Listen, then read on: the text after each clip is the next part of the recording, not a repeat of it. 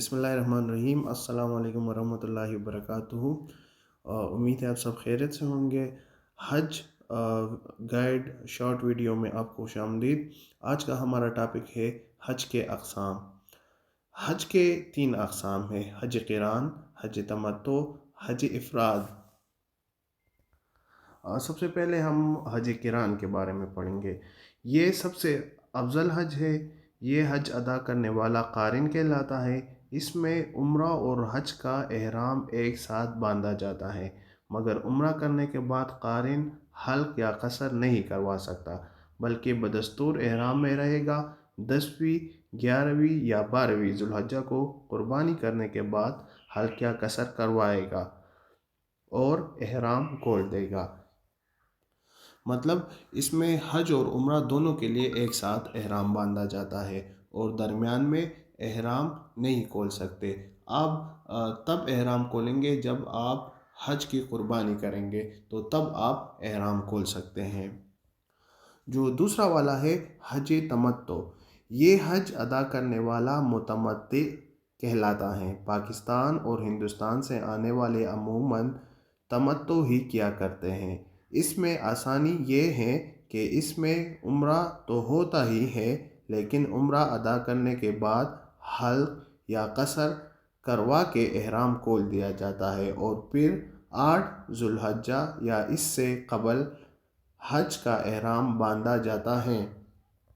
इसका मतलब कि सबसे पहले आपने उम्रे के लिए नियत करनी है, फिर आप जब उम्रा में हल्क व कसर करवा ले तो फिर आपने वो एहराम को लेनी है।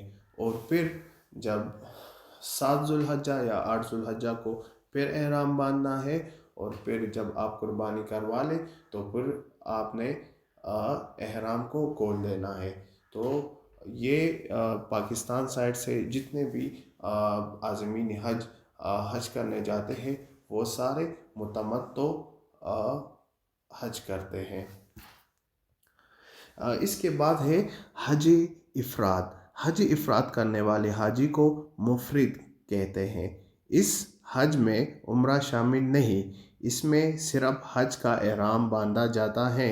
अहले मक्का और हली यानी मीक़ात और हुदूद हरम के दरमियान में रहने वाले बाशिंदे, मसलन अहलियान जद्दा, हज इफ़राद अदा करते हैं। दूसरे मुल्क से आने वाले भी हज इफ़राद अदा कर सकते हैं। हज इफ़राद जो वहाँ के बाशिंदे हैं वो ज़्यादातर हज इफ़राद करते हैं। वो सिर्फ हज का नियत बांधे हैं, इसमें उम्रा शामिल नहीं होता। और अगर कोई मिकात से बाहर रहने वाला हो, वो भी हज इफ़राद कर सकता है। अलबत्ता ये जो हज तमत्तु है और हज क़िरान है, ये यहाँ के रहने वाले नहीं कर सकते, फिर उस पर दम वाजिब होती हैं।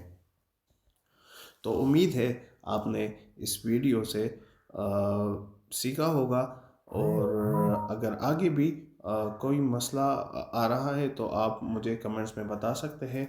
आपका बहुत बहुत शुक्रिया। अल्लाह पाक आपको हमेशा खुश व खुर्रम रखे। अल्लाह हाफ़िज़।